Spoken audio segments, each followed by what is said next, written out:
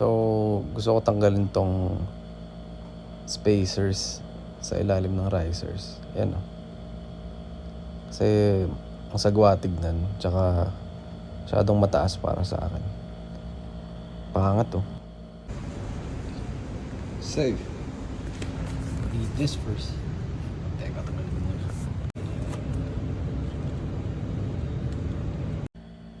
Masyadong tahimik yung time-lapse, kaya i-explain ko na lang dito yung gagawin ko. Bale, gusto ko mas mababa yung handlebar. So, tatanggalin natin yung spacers. Kaso, pag rekta risers to clamp, tumatama yung studs sa frame ng motor pag nililiko. So, gagawin ko, papalitan ko yung studs ng mas maiksi para may clearance tayo. So, ito yung risers. Yung spacers, tinabi ko na. Bale, papalitan natin yung stud kasi masyadong mahaba, tumatama.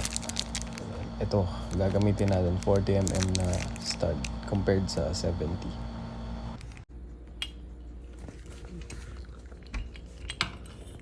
Hindi pala kasya.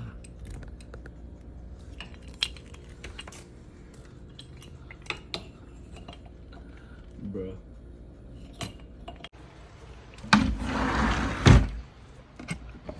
Parang kasya dito.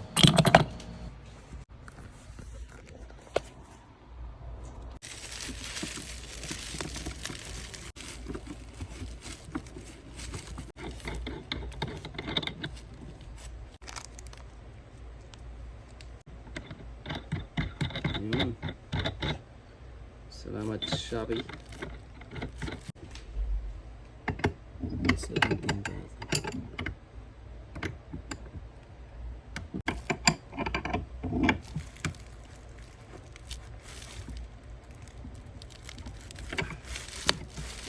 Parang dito gagana.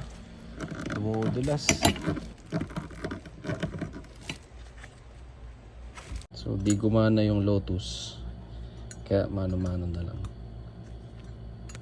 Gumagana naman kaso mabagal.